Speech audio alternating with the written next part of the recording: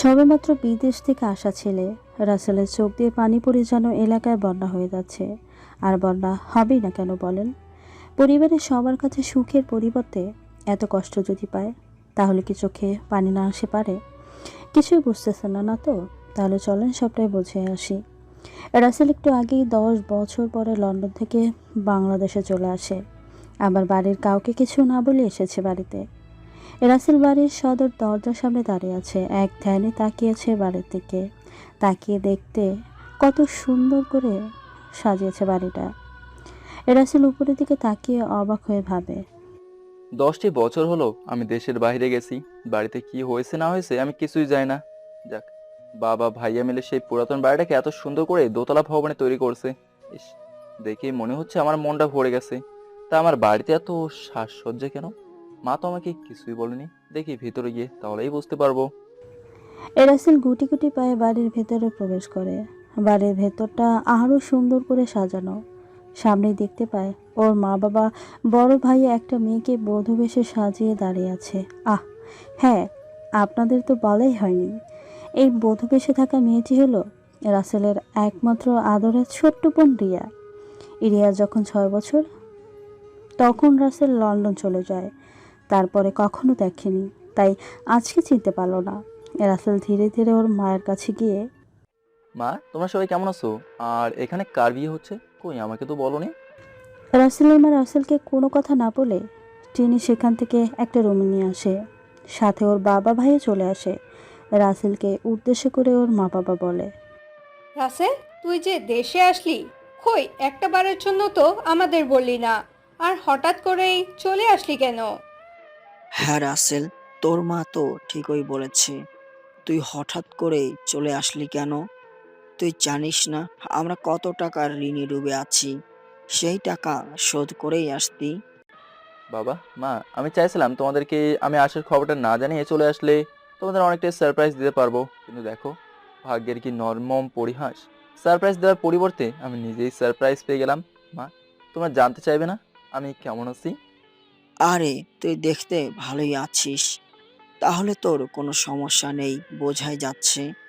এখন কত টাকা এনেছিস সেই টাকা তোর মায়ের কাছে?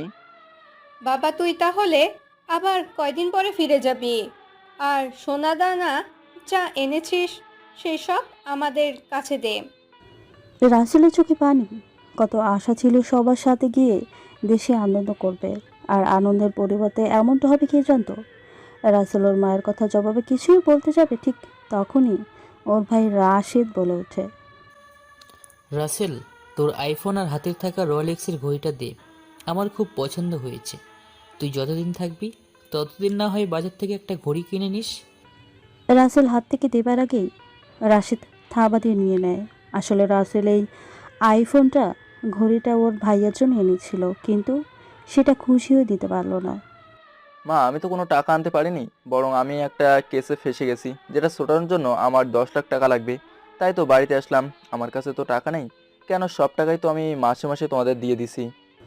রাসেলের মুখে এমন কথা শুনে সবাই মৌলির মুখটা যেন কালো অন্ধকার চাদরে ঢেকে যায়। রাসেলের বাবা রাসেলকে বলে, দেখ বাবা, তুই যেই টাকা দিছস সবটা তো বাড়ি করতে আর দোকানের পিছনেই ব্যয় হয়ে গেছে।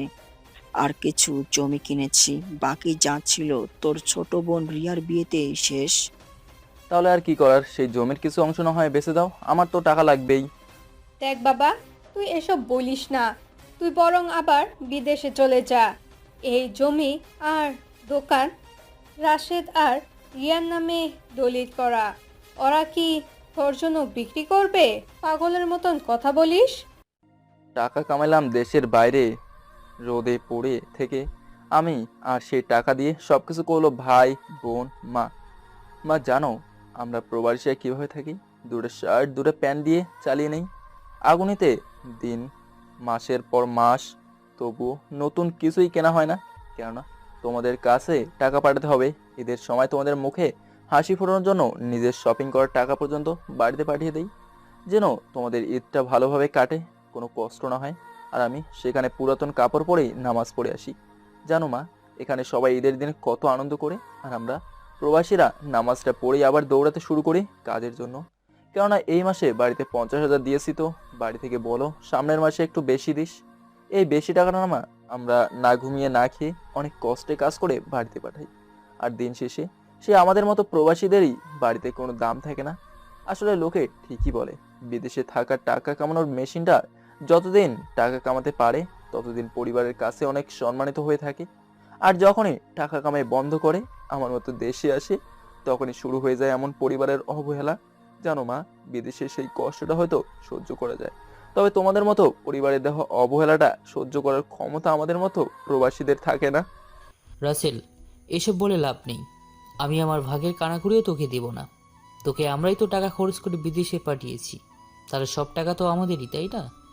হ্যাঁ, রাশেদ তো ঠিকই বলেছে। তোকে বিদেশ যাওয়ার সময় টাকা তো আমরাই দিয়েছি, গুনে গুনে 7 লাখ টাকা। বাহ বাবা বাহ, এমনভাবে বলতেছো যেন আমাকে তোমরা সুদের উপরে টাকা দিয়েছিলে।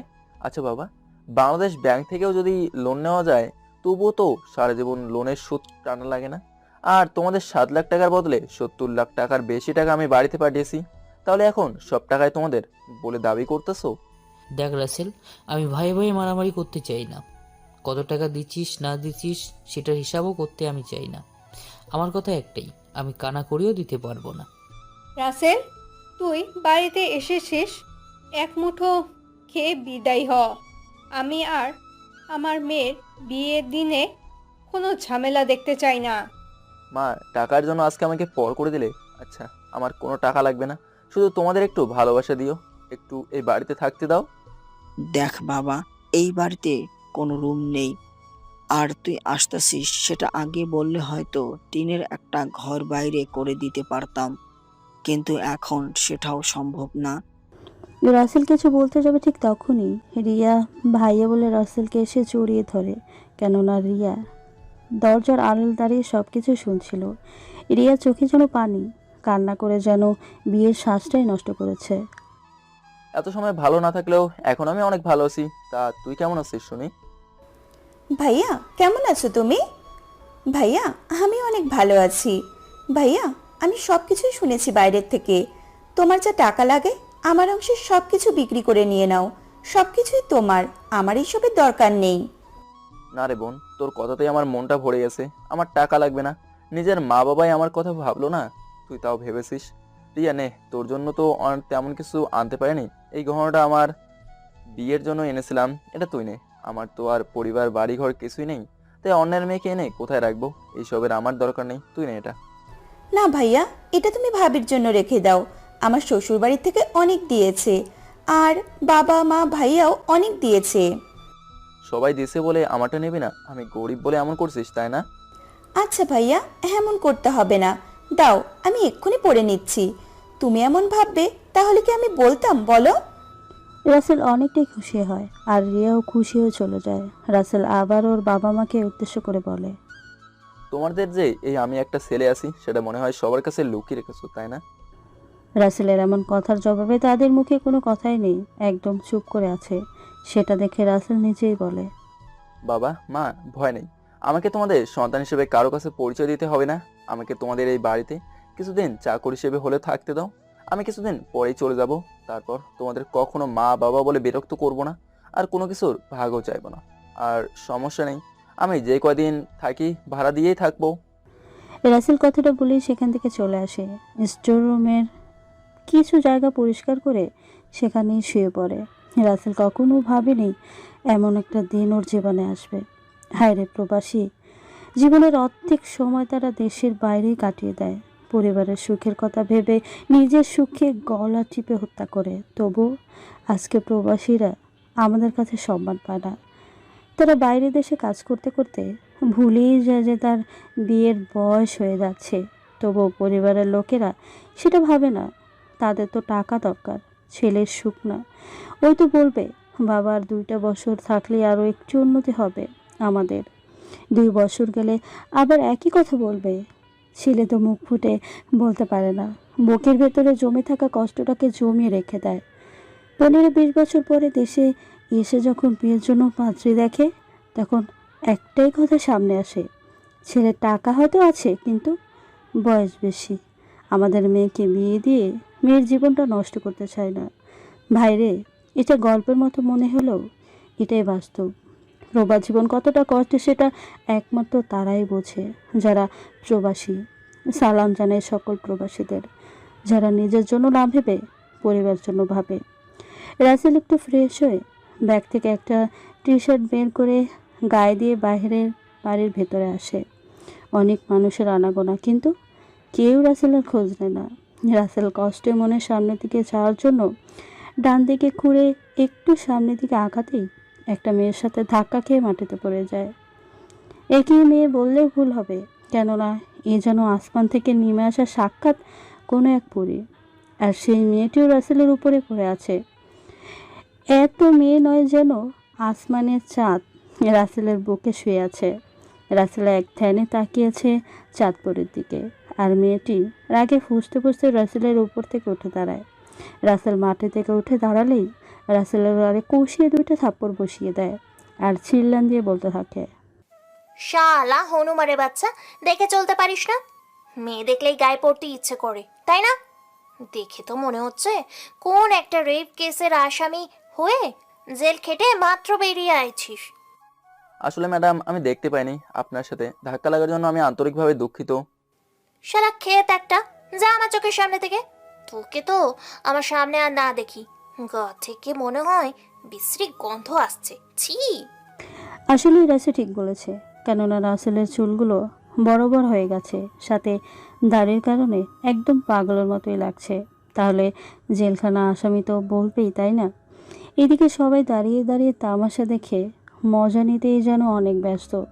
রাসেল তো নিজের দিকে তাকিয়েই আছে, আর এইদিকে কোথা থেকে যেন রাসেলের বাবা এসে বলে, মামনি, ও আমাদের বাড়ির নতুন কাজের লোক, আজকে এসেছে, তাই তোমাকে চিনতে পারেনি। ওর পক্ষ থেকে আমি সরি বলছি। ঠিক আছে আঙ্কেল, নেক্সট টাইম এমন কামলার বাচ্চা যেন আমার সামনে না পড়ে, বলে দিলাম। আচ্ছা মামনি, আমি ওকে বলে দিব, তুমি তোমার কাজে যাও। রাইসা রাগ দেখে হনহন করে স্থান ত্যাগ করে। এদিকে রাসেল ওর বাবার কথা শুনে অবাক হয়ে এক ধ্যানে ওর বাবা দিকে তাকিয়ে থাকে। রাসেলের চোখে পানি টলবল করতেছে, এই যেন বেরিয়ে আসবে। তুই কার সাথে বেয়াদবি করেছিস জানিস? রাইসা হলো রিয়ার হাজবেন্ডের কাজিন। আর সবচেয়ে বড় কথা, রাইসার বাবার অনেক পাওয়ার। ওদের এই দেশে ও বিদেশে অনেক ফ্যাক্টরি আছে, যেটার 50% অধিকারী হলো রাইসা। বাবা, শেষমেশ অন্যের কাছে নিজের ছেলেটাকে মেরে ফেলেও এখন কাজে লোক বানিয়ে দিলা। বাবা, আমার বুঝি বিদেশের মাটিতে মরে পড়ে থাকাটাই ভালো ছিল। রাসেল কথাটা বলেই সেখান থেকে চলে যায় বাড়ির ছাদে। বাড়ি ভর্তি মানুষের সামনে কাজের লোক বলেছে, আর সে তাতে খারাপ না লেগে কি পারে বলেন? রাসেল এক মনে আকাশের দিকে তাকিয়ে আছে। ছাদের অপর পাশে দাঁড়িয়ে আছে রাইসা। রাসেল অনবরত চোখের পানি মুছতেই যেন ব্যস্ত। পাশে কে আছে তার কোনো খেয়াল নেই। এদিকে রিয়া ঘটনাটা দেখে চোখের পানি যেন কিছুতেই ধরে রাখতে পারে না। একটা পরিবারের লোক কিভাবে এমনটা করতে পারে? এই ক্ষেতের বাচ্চা মনে হয় আমাকে ফলো করতে করতে ছাদে এসেছে। আসলে সুন্দরী মেয়ে তো জীবনে দেখে নাই, তাহলে এমন তো করবেই।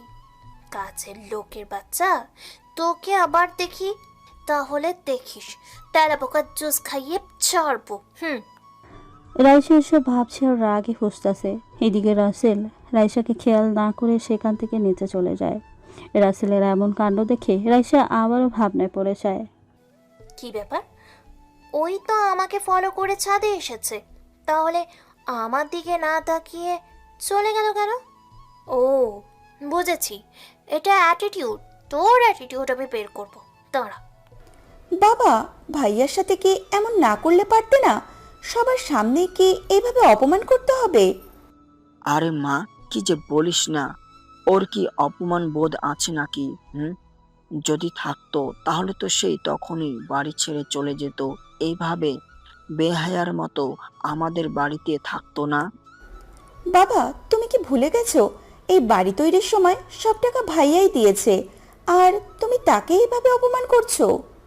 এইদিকে ওর বাবার বলা কথাগুলো রাসেল পিছনে দাঁড়িয়ে শোনে, আর একটু সামনে এসে চোখের পানি মুছতে মুছতে বলে, আসলে এই পরিবারের মানুষেরা আমার খুব আপন, তো তাই ছেড়ে যেতে মনটা আনতেছে না। তবুও চলে যাব, রিয়ার বিয়েটা হোক, আমি রিয়ার বিয়েটা দেখে রাতেই তোমাদের বাড়ি ছেড়ে চলে যাব। ভাইয়া তোমাকে কোথাও যেতে হবে না, তুমি আমার সাথে আমার শ্বশুর বাড়িতে যাবে, সেখানে থাকতে তোমার কোনো অসুবিধা হবে না। তুই এটুকু তো বলেছিস, এতেই আমি অনেক খুশি। নিজের বাড়িতেই জায়গা হলো না, বরং উপাধি পেলাম কাজের ছেলে। আচ্ছা রিয়া, তোর বর কি করে? রাফিন এই দেশের নামকরা company RK fabrics and finishing টেক্সটাইলের জিএম। ও, খুব ভালো। তাহলে দোয়া করি তোর সুখী হ। আর বাবা আমাকে একটু সময় থাকতে দাও, তারপরেই চলে যাব। রাসেলের বাবার কোনো কথাই বলছে না। এইদিকে দেখতে দেখতে অনেকটা সময় চলে যায়।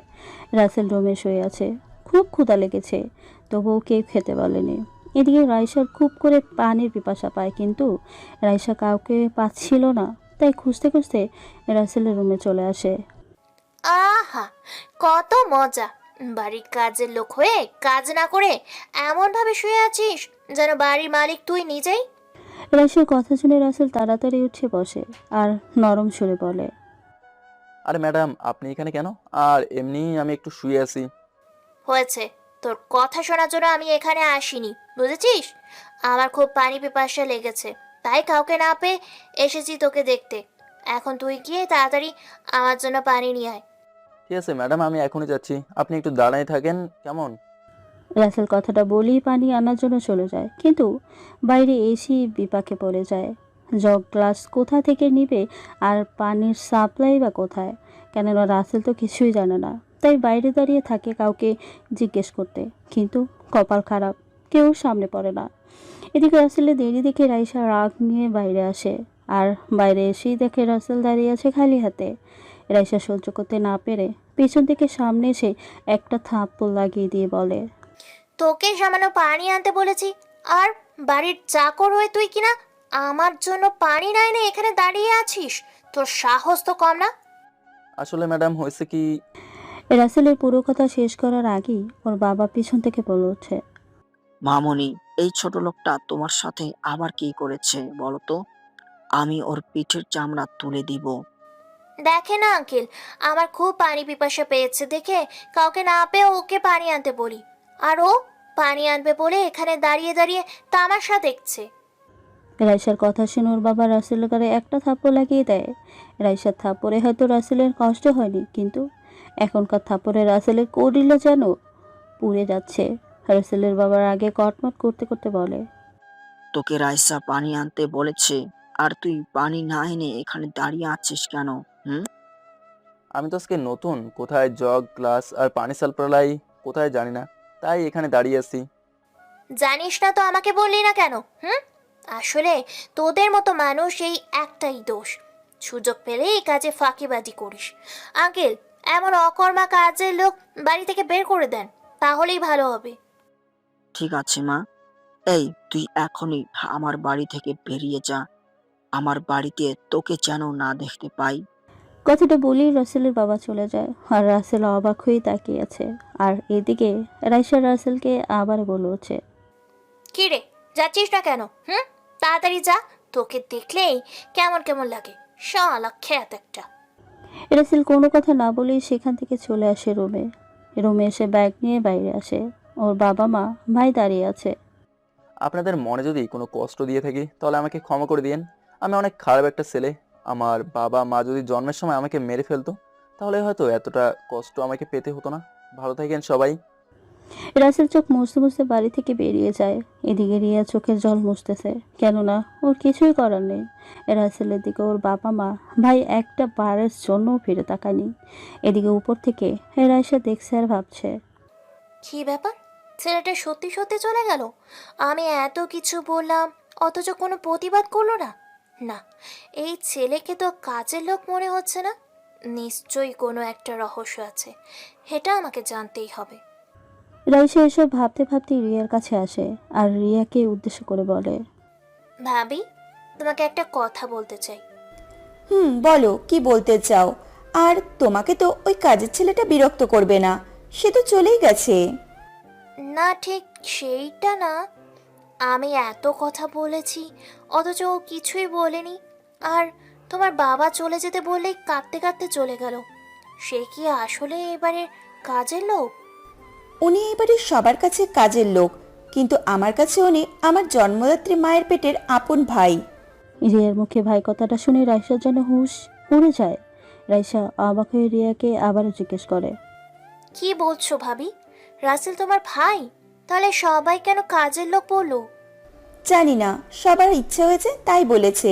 তোমার ইচ্ছে হলে কাজের লোক না বলে বাজে ছেলেও বলতে পারো, কেননা ভাইয়া তো তোমার সাথে বাজে ব্যবহার করেছে। রাইসা আর কিছু না বলে সেখান থেকে চলে যায়। রাইসাকে খুব করে ভাবাচ্ছে কেন রাসেলকে বাড়ির সবাই এভাবে কাজের লোক বলে পরিচয় দিল। এভাবেই দেখতে দেখতে বিয়ের কাজ শেষ হয়ে যায়। এদিকে রাসেল ঢাকায় এসে একটা বস্তিতে ঘর ভাড়া নিয়ে থাকে, কেননা ওকে গরিবের কষ্টটাই বুঝতে হবে। রাসেল পকেট থেকে ফোন বের করে কাকে যেন কল দিয়ে খাবার দিয়ে যেতে বলে। কিছু সময় পরে খাবার চলে আসে। রাসেল তৃপ্তি সহকারে খাবার খেয়ে নেয়। রাসেল ইচ্ছে করলেই ওই বাড়িতে উঠতে পারত, কিন্তু ওঠেনি। রাসেল তো ওর পরিবারের কাছে ফকির, তাই কিছুদিন এমনভাবেই থাকবে। রাসেল কাউকে বুঝতে দিবে না যে আসলে আর কে কোম্পানির সিইও। রাসেল বিছানায় শুয়ে আছে, অমনি ওর ফোনে একটা কল আসে। কলটা করেছে ওর বন্ধু রিফাত। হ্যাঁ রিফাত, বল কেন ফোন দিয়েছিস? বাড়িতে গিয়ে আমাকে ভুলেই গেছিস তাই না? আমার সাথে তো একটু কথা বললি না। কি আর বলবো কথা রে ভাই, যার মনে কষ্ট থাকে সেই তো কষ্টের ব্যথাটা বোঝে। এই কি হয়েছে তোর? একটু খোলসা করে বল তো, আমি কেমন যেন রহস্যের গন্ধ পাচ্ছি। রাসেল তারপরে রিফাতের জোড়াদারিতে ওর সাথে ঘটে যাওয়া সব কথাই খুলে বলে। রিফাত ঘটনা শুনেই কান্না করে দেয় আর বলে, বন্ধু, তোকে বাংলাদেশে থাকতে হবে না, আজকে এই প্লেন নিয়ে চলে আয়। আর ওই রাজশাহীর বাচ্চারা তো দেখে নিমো, ওদের কোম্পানির সাথে আমাদের কোম্পানির একটা নতুন প্রজেক্টের ডিল আছে না, সেটা দিমু না। না রে বন্ধু, আমি কারোর সাথে মনোমালিন্য করতে চাই না। আর তাছাড়া মেয়ে আমার সাথে খারাপ ব্যবহার করছে, মেয়ের বাবা তো আর করেনি, তাই না? বুঝতে পেরেছি, ওই মেয়েরা তোমার মনে ধরেছে, তোমার মনটা কেড়ে নিচ্ছে, তাই তো এই কথা বলতেছিস। আমার মনে ধরলে কি হবে, সে তো আমাকে জেল খাটা আসামি বলেছে। বলবে না কেন? 3 মাস ধরে চুলদাড়ি না কেটে যত্ন করে বড় করে পাগল সেজেছিস, তাহলে জেল খাটা আসামি তো বলবেই। তোকে দেখতেই তো ভূতের মতো লাগে। এভাবেই দুই বন্ধু আরও অনেক কথা বলে ফোন কেটে দেয়। আপনাদের মনে এখন অবশ্যই প্রশ্ন আসতেছে, রাসেল আসলে কে আর রিফাত বা কে, তাই না? তাহলে শুনুন, রাসেল হলো আর কে কোম্পানির সিইও, সেটা শুনেছেন, আর জব ধনীদের মাঝে একজন। রিফাত রাসেলের কোম্পানি দেখাশোনা করে, কেননা রাসেলের এমনভাবে অভিনয় করাতেই দিন শেষ হয়ে যায়। রাসেল রাতে ঘুমিয়ে পড়ে। সকালে পাখির মিষ্টি কিচিরমিচির গান শুনে ঘুম ভেঙে যায়। ঘুম থেকে উঠে ফ্রেশ হয়ে বাইরে বের হয় নাস্তা করার জন্য। রাসেল মেইন রাস্তার ধারে টং দোকানে বসে একটা কেক বিস্কিট আর সাথে 1 কাপ চা নিয়ে মজা করে খাচ্ছে। একদিন হলে এমনভাবে খায় না। এইদিকে রাইসার ওর চাচাতো বোন মিম একটা কাজে সকাল সকালেও রাস্তা দিয়ে যাচ্ছিল। রাসেলকে দেখেই গাড়ি থামিয়ে বলে, মিমাপু, দেখ, ওই যে টং দোকানে বসে চায়ের কাপে বিস্কুট ডুবিয়ে মনের আনন্দে খাচ্ছে, ওইটা রিয়া ভাবির ভাই। কি বলিস? এমন একটা ভূত ভাবির ভাই? আমার তো ভাবতেই কেমন লাগছে, ছি। আরে আমি কালকে কত অত্যাচার করেছি ওর ওপরে, কিছুই বলেনি। আর সবচেয়ে আজব বিষয় হলো, ওর পরিবারের সবাই ওকে কাজের ছেলে বলে। আর আমাদের কাছে তো বলেছে তাদের 1 ছেলে 1 মেয়ে। আমার মনে হয় একটা কাহিনী আছে এর মাঝে। এখন এই কাহিনী না করে যেই কাজে যাচ্ছি সেই কাজে চলো, ওকে দেখেই বোঝা যায় একটা কাজের লোক। চল, এইসব ভেবে আমাদের কোনো লাভ নাই। তবে একটা জিনিস কিন্তু দেখার আছে, রাসেল অনেক কিউট। জানি না অমর পাগলের মতো হয়ে কেন থাকে।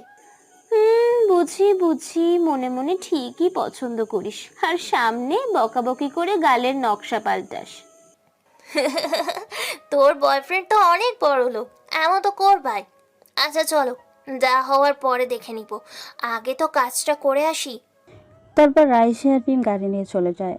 আসলে রাসেলের বন্ধু রিফাত হলো মিমের বয়ফ্রেন্ড, আর রাসেল মিমকে দেখেছে ফটোতে, কিন্তু রাসেলকে মিম দেখেনি। এদিকে রাসেল বাসায় চলে আসে। এভাবেই দেখতে দেখতে কেটে যায় অনেকগুলো দিন। একদিন রিয়া বাড়িতে গিয়ে দেখে ওর ভাই ওর বাবা মায়ের সাথে অনেক খারাপ ব্যবহার করতেছে। বাবা মা, আমি তোমাদেরকে বসিয়ে বসিয়ে আর খাওয়াতে পারবো না, তোমরা যেখানে ইচ্ছা চলে যাও। কি বলিস এসব? আমরা তোর কথা ভেবে রাসেলের সাথে এমন করলাম আর তুই সেই আমাদের সাথে এমন করতাছিস? তোমরা আমার সাথে এমনটা করবে না তার কি গ্যারান্টি আছে? তোমরা চলে যাও, তোমাদের জায়গা আমার বাড়িতে নেই। রাসেলের বাবা দাঁড়িয়ে দাঁড়িয়ে চোখে জল ফেলছে। তার যে কিছুই বলার নেই। এটা যে তাদের রাসেলের সাথে পাপের শাস্তি, এটা তো ভোগ করতেই হবে। রাসেলের মা, চলো আমরা এই বাড়ি ছেড়ে চলে যাই। এখানে থাকলে কষ্ট আর অত্যাচার শেষ করে দিবে। আমরা রাসেলের সাথে যা করেছি সেটার তুলনায় এটা তো কিছুই না। হুম, তুমি একদম ঠিক বলেছ। আমরা রাসেলকে ঠকিয়ে ওকে বড় করেছিলাম, আজকে সেই প্রতিদান পেলাম। রিয়া দরজা দাঁড়িয়ে সব কিছুই শুনতেছিল আর ভেতরে আস্তে আস্তে বলে, একে বলে আল্লাহর লীলা খেলা বোঝা বড় দায়। সেদিন তো ভাইয়ার সঙ্গে দিয়ে ছোট ভাইয়ার সাথে জানা তাই ব্যবহার করেছো, আজকে কান্না করো কেন? তোমাদের চোখে তো জল মানায় না? ভাইয়া কত করে একটা মুহূর্ত শুধু আমার বিয়েটা দেখার জন্য এই বাড়িতে থাকতে চাইছিল, সেটাও ভাইয়ার কপালে জোটেনি। রিয়া, এভাবে বলিস না। আমরা আমাদের ভুল বুঝতে পেরেছি, আমরা আমাদের পাপের শাস্তি পাচ্ছি। মা, কষ্ট তো আরও পাবে, এটা তো মাত্র শুরু।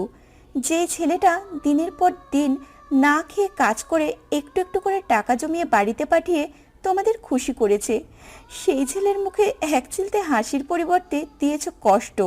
তোমাদের এই পাপের জন্য আল্লাহ হয়তো ক্ষমা করবে না। ভাইয়া তো দূরেই থাকলো। আর ভাইয়া, তুমি এতটা নিজ কবে থেকে হয়েছো? তুমি তো আগে এমন ছিলে না। বোনের পরিস্থিতি মানুষকে বদলায় দেয়, আমিও সেইভাবে বদলে গেছি। ভাইয়া, একটা কথা কি জানো?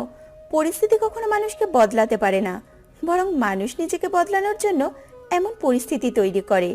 ভাইয়া, যেই সন্তান মা বাবাকে কষ্ট দেয় সেই সন্তান কখনো সুখী হতে পারে না। রাসেল তো বাবা মায়ের সুখের জন্য নিজের সুখকে বলিদান দিচ্ছে। কই, ওর কপালে তো সেই কষ্টের বৃষ্টি ঝরে প্রতিটা সময়, প্রতিটা মুহূর্তে।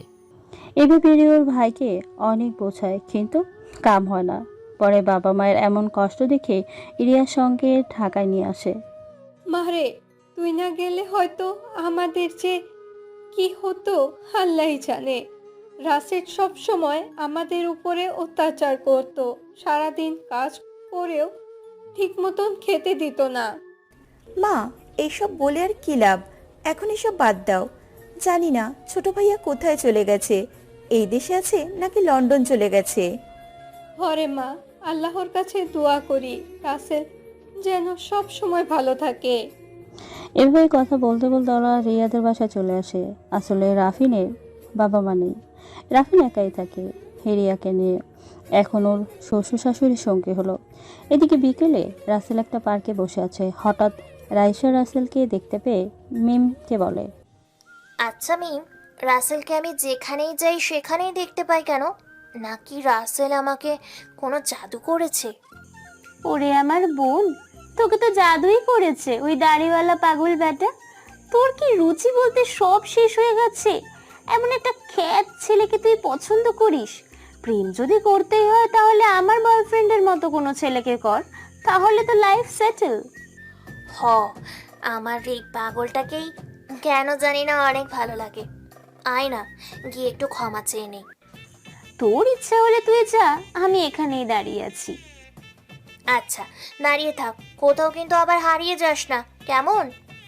ঠিক আছে, যা। রাইসা তারপরে গুটি গুটি পায়ে রাসেলের কাছে এসে রাসেলকে উদ্দেশ্য করে বলে, এইভাবে একা একা মন খারাপ করে বসে থাকলে মনের কষ্ট মুছে যাবে বুঝি? রাইসার কণ্ঠ শুনে রাসেল পিছনে তাকিয়ে তো অবাক, আবার অনেকটাই খুশি হয়। কেননা রাসেল যে মনে মনে রাইসাকে প্রথম থেকে ভালোবেসে ফেলেছে। আরে ম্যাডাম, আপনি এখানে কিভাবে? আর আমাকে দেখলেন কেমনে? আসলে আমি আগের সব কিছুর জন্য সরি। রিয়া ভাবির মুখে আপনি তার ভাই শুনে আমার অনেক কষ্ট হচ্ছে। প্লিজ আমাকে ক্ষমা করে দিন। আরে আপনি তো আমার সাথে কোনো অন্যায় করেননি, তাহলে ক্ষমার প্রসঙ্গ আসে কোথা থেকে শুনি? এই যে, আমার উপর রেগে না থাকলে তো সুন্দর করে তুমি করে বলতেন। রেগে আছেন বলেই আপনি করে বলছেন। আচ্ছা নাও, তুমি করেই বলছি। তা কেমন আছো? হুম, আগে একটুও ভালো ছিলাম না, তবে তুমি ক্ষমা করে দেওয়ায় ভালো আছি। তা তুমি কেমন আছো শুনি? আমার আর ভালো থাকা, যে মানুষটার জীবন থেকে ভালো থাকা নামক শব্দটাই বিলীন হয়ে গেছে, সে আমি কিভাবে ভালো থাকি? আমার তো সবসময় চোখের জলে খুব ভাসিয়েই সময় কাটে। একদম আর কান্না করবে না। আচ্ছা, তুমি এইভাবে চুল দাড়ি বড় করে পাগলের মতো হয়ে আছো কেন? তুমি জানো তোমাকে দেখলে ছোট বাচ্চারা ভয় পাবে? ভূতের মতো দেখতে। তুমি এত কথা কোথায় পাও শুনি? আচ্ছা, উনি এখানে কেন? ও, ওর নাম মিম, আমার চাচাতো বোন। ওখানে দাঁড়িয়ে আছে। আমি পাগল খ্যাত বলেই কাছে আসিনি, তাই না? যদি কামড়ে দেই। তুমি একটা পাগল। আচ্ছা, আজকে আসি। আর নিজেকে একটু পরিবর্তন করো, কেমন? এখন তোমাকে নিয়ে অন্য কেউ কিন্তু ভাবে। রাইসা কথাটা বলেই সেখান থেকে মিমকে সাথে নিয়ে খুশি মনে চলে যায়। আর এদিকে রাসেল শুধু রাইসার বলা কথাটা নিয়েই ভাবছে। রাইসা এটা কি বলে গেল? আমাকে নিয়ে আবার কিভাবে? আমি তো কিছুই জানি না বা কখনো দেখিও নি। ধ্যাৎ, কি যে ভাবি বুঝি না। তাও রাসেল কথাগুলো ভাবতে ভাবতেই বাসা দিকে চলে আসে। এদিকে রিয়া রান্নাঘরে রান্না করতেছে, তখন ওর মা গিয়ে, রিয়া, তুই আমাকে দে, আজকে রান্নাটা আমি করি, কেমন? যেটা বলেছো এটাই অনেক। ভুলেও এই কথাটা আর দ্বিতীয়বার বলবে না কিন্তু। আমি কিন্তু একদম সহ্য করব না। তোমাদের খাওয়ানোর জন্য আমি আছি। তোমাদের কাজ করতে হবে না। শুধু নামাজ পড়ে আল্লাহর কাছে আমাদের জন্য একটু দোয়া করিও, তাতেই আমাদের হয়ে যাবে। মারে, এটা কি আর বলতে হয়? মায়ের দোয়া সন্তানের সাথে সব সময় থাকে, ছায়া হয়ে, বুঝলি? এখন তাহলে মন দিয়ে রান্না কর, আমি একটু সাহায্য করি তোর সাথে, কেমন? আচ্ছা মা, ঠিক আছে।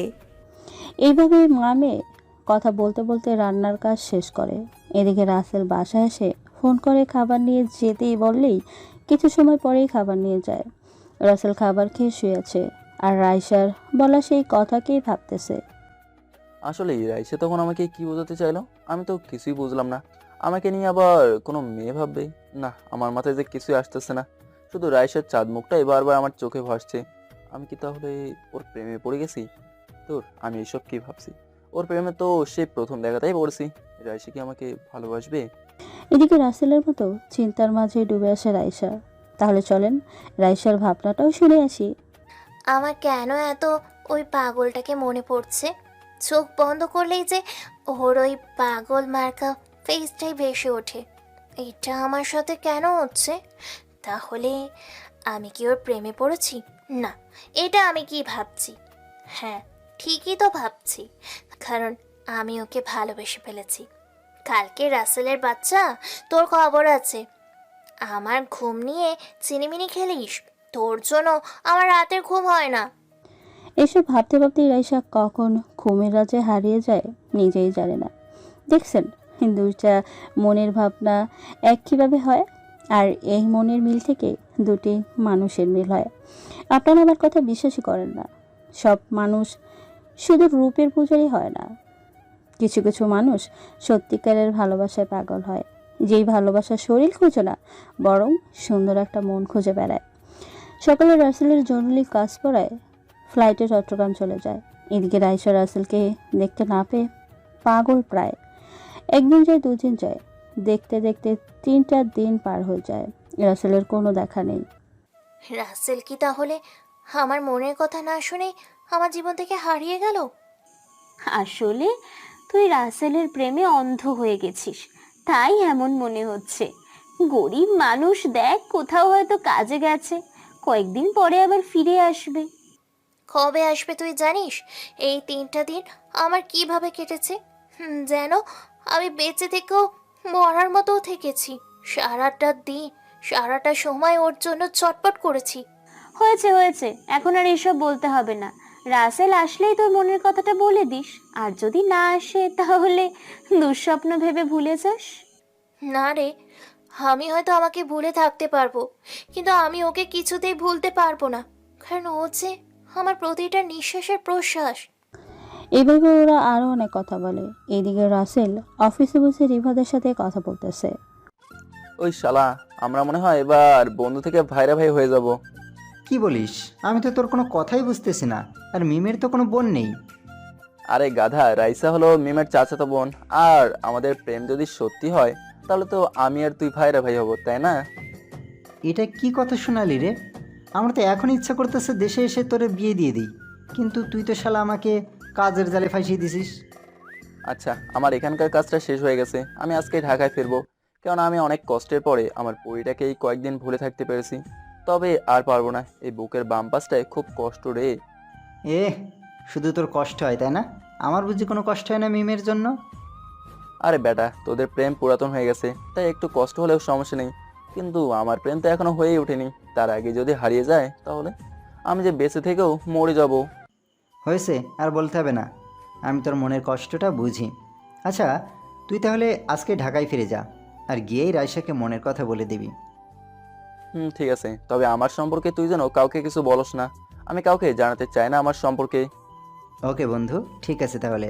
আর শোন, আমি কবে আসতে পারবো সেটা একটু ভেবে দেখ, কতদিন হলো মিমকে চোখের সামনে দেখি না। আহারে বন্ধু গো, আমার কত কষ্ট, তাই না? আশা ছেড়ে দাও, কোনো লাভ নাই। কেননা আমি যখন রায়শাকে আপন করে পাবো তখন তুই আসবি। না দোস্ত, এমনটা করিস না, কারণ আমার অনেক দিনের ইচ্ছে তোর আগেই বিয়ের কাজটা সেরে ফেলে বাসর রাতের বিড়ালটা মারার। আমার এই ছোট্ট ইচ্ছাটাকে গলা টিপে মেরে ফেলিস না। ওরে বাবা, এত দামি ইচ্ছে তোর? আচ্ছা যা, তোর ইচ্ছেটা আমি পূরণ করব। হাজার হলেও তুই আমার একটা মাত্র দোস্ত। এভাবেই দুই বন্ধু আরও অনেক কথা বলে কল কেটে দেয়। এদিকে রাসেল কল কেটে দিয়েই অফিসের সব কাজ শেষ করে বাসায় আসে। বাসায় এসে ফ্রেশ হয়ে ফ্লাইটে ঢাকা চলে আসে। বিকেলে রাসেল সেই পার্কে বসে বসে রাইসার কথা ভাবতেছে। কেননা রাইসার কোনো ঠিকানা বা কোনো ফোন নাম্বার কোনোটাই রাসেলের কাছে নেই। এদিকে রাইসা মিমকে বলতেছে, ওই মিম, চল না আজকে একটু পার্কে গিয়ে ঘুরে আসি। পাগলটার জন্য আমার মনটা একটুও ভালো নেই। ঘুরতে গিয়ে যদি মনটা একটু ভালো হয়। আহারে বোন গো আমার, কত কষ্ট মনে। ওই পার্কে কি রাসেল বসে আছে, নাকি যে গেলেই তোর মন ভালো হয়ে যাবে? আহা, এত কথা না বলে চল না একটু ঘুরে আসি। আর এমনিতেই তো তুই বাসায় বসে থাকতে থাকতে মোটু হয়ে যাচ্ছিস। রাইসার কথা শুনে মিম তো রাগে ফুঁসতে থাকে আর রাগে গজগজ করতে করতে বলে, কি, আমি মোটু হয়ে যাচ্ছি তাই না? যা, আমি যেতে চেয়েছিলাম মনটাকে নরম করে, এখন আর যাব না, যা। বইন গো, এমন করে রাগিস না, আমি তো মজা করলাম। আচ্ছা যা, তোকে আমি ফিরে এসে নিজের হাতে স্পেশাল তেলাপোকা স্যুপ তৈরি করে খাবো। তবুও চল। রাইসার কথা শুনে মিম তো বমি করার মতো অবস্থা। এই বুঝে পেটের ভেতর থেকে সবকিছু বেরিয়ে আসবে। ছি, কি সব খাবারের কথা বলিস তুই? আচ্ছা, এইসব আর বলিস না তো, তাহলে আমি খাবার খেতেই পারবো না। চল, যাচ্ছি তোর সাথে। এই তো আমার মোটু বই, এই সরি, লক্ষ্মী বই।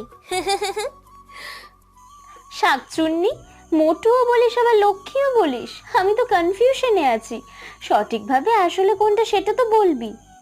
তোর এত বুঝতে হবে না, এখন তাড়াতাড়ি সুন্দর করে রেডি হয়ে আয়, আমিও গেলাম। যদি 1 মিনিটও দেরি হয় রে, পচা ডিম তোর কিন্তু খবর আছে, এই আমি বলে দিলাম। মিম আর কিছু না বলে সোজা রুমে এসে নিজেকে তৈরি করে নেয়। আর রাইসাও সুন্দর করে সাজে। সে আজও এত সুন্দর করে কেন সাজতেছে সেটা নিজেও জানে না। কিছু সময় পরে দুই বোনই মিলে একটা রিক্সা নিয়ে পার্কে চলে আসে। মিম রাসেলকে দেখতে পেয়েই রাইসাকে বলে, রাইসা, ওই যে দেখ, তোর মজনু কত আরাম করে তোকে কষ্ট দিয়ে মনের সুখে হিমেল হাওয়া খেতে খেতে বাদাম খাচ্ছে। মিমের কথা শুনে রাইসা সামনের দিকে তাকিয়ে রাইসার মৌলির মুখে খুশির রেখা ফুটে ওঠে। দেখেছিস, এই জন্যই তো আমার মনটা বারবার এখানে আসার জন্য কেমন কেমন করতেছিল। এখন বুঝলি তো কি কারণ? বুঝেছি, আর বলতে হবে না। এখন মহারানী যান, গিয়ে আশিকের সাথে কথা বলে এই কয়েকদিনে জমানো কষ্টটা কমিয়ে।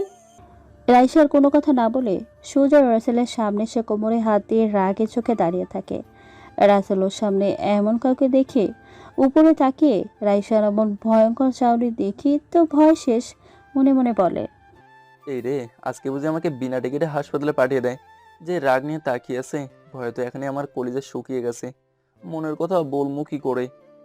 হেই, তোর সাহস তো কম না, আমাকে না বলে কোথায় চলে যাস? তুই জানিস এই কয়েকদিন আমি কতটা কষ্টে ছিলাম? আমার রাতের ঘুম কেড়ে নিয়ে নিজে তো ঠিকই আরামে আছিস, তাই না? আজব তো, তুমি কি আমার ঘরের বউ নাকি যে আমি কোথায় যাব না যাব সেটা তোমাকে বলে যাব? আর তোমার রাতের ঘুম আমি কিভাবে কেড়ে নিলাম, এটা তো আমার মাথায় ঢুকতেছে না। তোর মাথায় ঢুকবেও না, বুদ্ধ একটা। এত বড় চুল থাকলে তোর মাথায় ঢুকবেই বা কিভাবে? তুমি জানো, এই কয়েকটা দিন তোমাকে না দেখে পাগল হয়ে গিয়েছি। এখানে ওখানে সারাক্ষণ খুঁজেছি, কিন্তু পাইনি। কিন্তু তুমি আমাকে খুঁজবে কেন? আমার মতো খ্যাতকে খুঁজে তোমার কি লাভ, সেটাই তো আমি বুঝলাম না।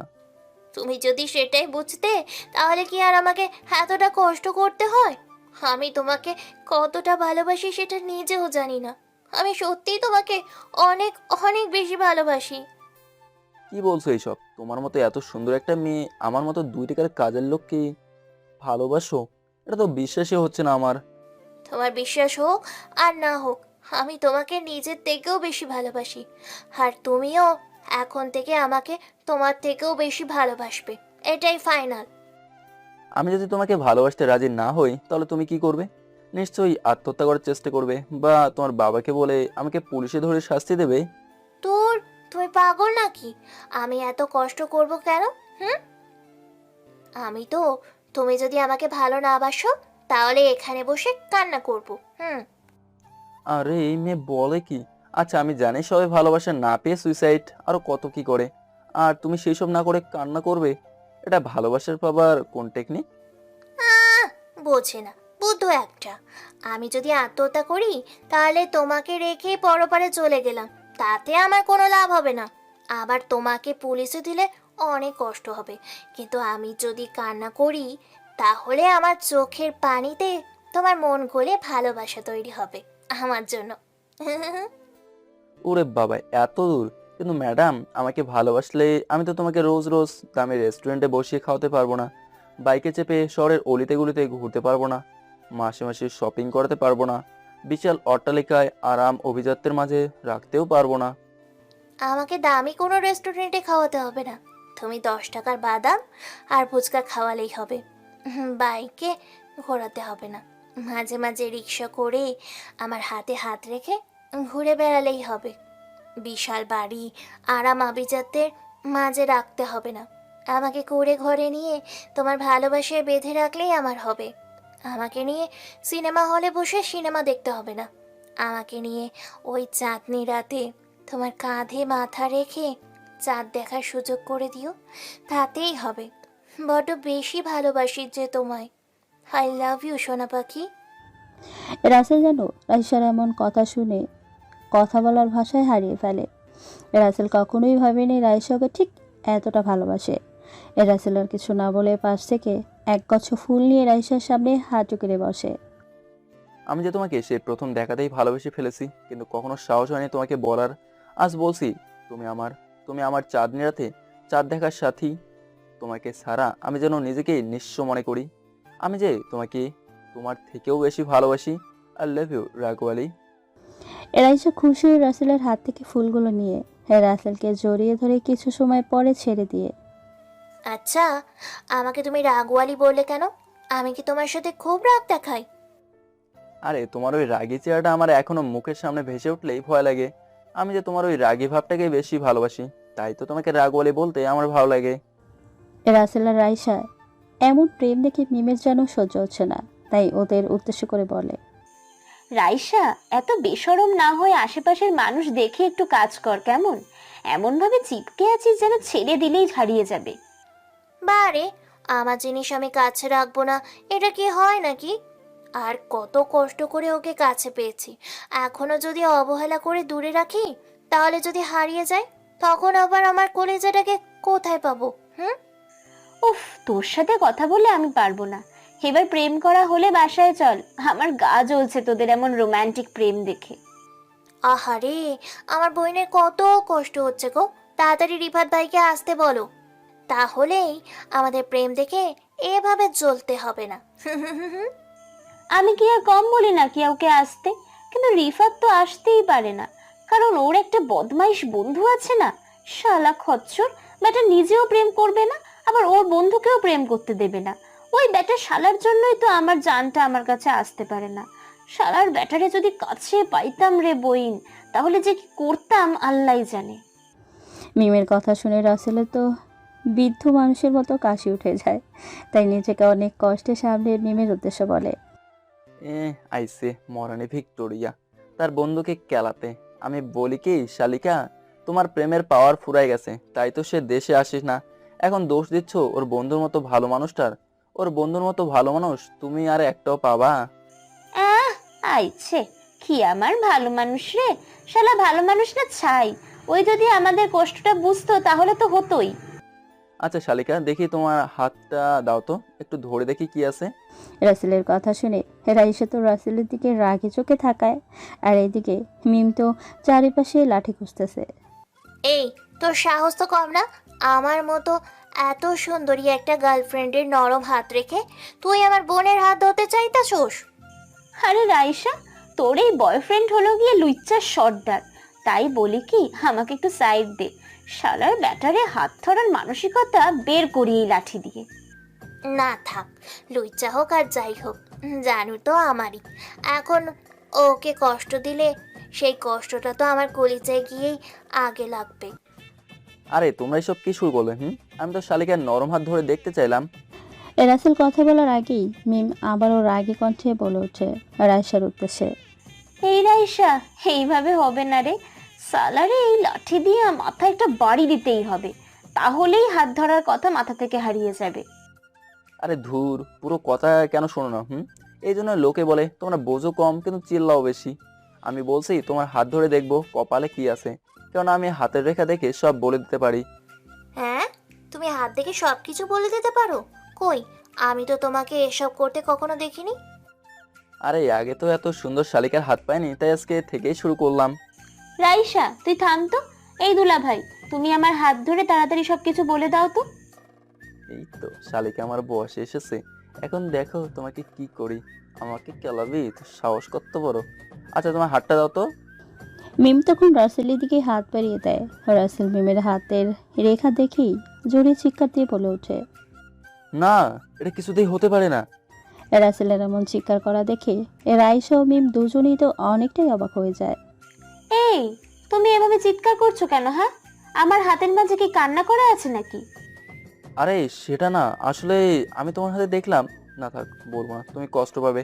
আর শালিকার কষ্ট পাক সেটা আমি চাই না। এই কষ্টের কথা বাদ দিয়ে তুমি তাড়াতাড়ি বলো তো, আমার কিন্তু টেনশনে মাথা একদম শেষ হয়ে যাচ্ছে। শাকচুন্নি কেবল তো শুরু, দেখ কি করি। আমি দেখলাম তোমার সাথে রিফাত নাকি টিফাত, ওর বিয়ে হবে না। এই তুমি এসব এসব কি বলছো গো? আর কেন বিয়ে হবে না? কারণ রিফাতের বন্ধু এ বিয়ে হতে দেবে না, আর রিফাতের বন্ধু যা বলবে রিফাত সেটাই করবে। হ্যাঁ, এটা ঠিক। ওর বন্ধু যা বলবে ও সেটাই করবে। এমনকি আমাকে বিয়ে করতে মানা করলে ও সেটাই করবে, একবারের জন্য ভাববে না।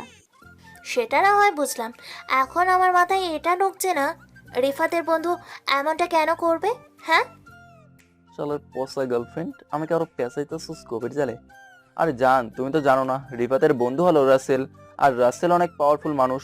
এখন আমার শালিকা যা যা বলেছে সেসব কিছু রাসেলের কানে পৌঁছে গেছে, কেন রাসেল হলো অলৌকিক ক্ষমতার অধিকারী। আচ্ছা তুমি এটা কিভাবে বুঝতেছো? আর তুমি কিভাবে জানো রিফাতের বন্ধুর নাম রাসেল? শালার পচার বেটি, আমার গার্লফ্রেন্ড হয়ে আমারে তুই মাইন্ড কাছে ফেলতেছিস? আরে আমি কি শুধু এটাই জানি নাকি, আমি আরো কত কি জানি। আচ্ছা দাঁড়াও, একটা ছোট্ট প্রমাণ দেই। মিম, তোমার ফোনে 2 মিনিটের মাঝে রিফাতের কল আসবে, দেখো। শালা কলিজা, যদি কল না আসে তাহলে তোরে তো আমি নিজেই খাইছি। আরে জান, তুমি তো জানো না তোমার কলিজা আসলে মানুষটা কি। রাসেল মনে মনে বলছে আর হাসতেছে।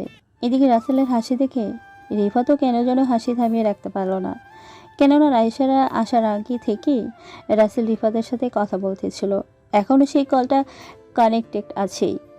রাসেল এইসব কাণ্ড শুনে এদিকে রিফাত মনে মনে বলে, দোস্ত, তুই আমার গার্লফ্রেন্ডটাকে এভাবে বোকা বানাইতেছোস, তোরে তো খবর করে ছাড়মু। এখন কল দিয়ে প্রমাণ করি। এদিকে রিফাত 2 মিনিটের আগেই মিমের ফোনে কল দেয়, আর মিম কলটা রিসিভ না করেই রাইসাকে বলে, রাইসা রে, আমার প্রেমটা মনে হয় গেল। কেননা তোমার পাগল যা যা বললো সব কিছুই তো হলো। এই দেখ, রিফাত কল দিছিল। এটা তো হাসাই হইল। আচ্ছা জান, এই বিপদ থেকে মিম কি মুক্তি পেতে পারে না কোনোভাবে? দেখো রাইসা, আমি এতটা প্রেশার মাথায় কখনো দিতাম না যদি মিম তোমার বোন না হতো। এখন শালিকা যখন আমারই হবে তখন তার জন্য কিছু তো করতেই হবে, এর একটা উপায় আছে। রিপিট। আরে দুলা ভাই, কথা না বলে তাড়াতাড়ি উপায়টা বলেন। আমি রিফাতকে ছাড়া বাঁচবো না। রিফাতের বন্ধুকে খুশি করার জন্য তোমার ব্যাগ থেকে 1000 টাকার কর করা 5টা নোট দিতে হবে, তাহলে রাসেল মানবে, নচে তোর মন গলবে না। আচ্ছা, ওই ঘুষখোর ব্যাটারি টাকাটা না হয় আমিই দিলাম, কিন্তু ঘটনা হলো কি আমি ওকে চিনি না, জানি না, তাহলে টাকাটা দিব কিভাবে?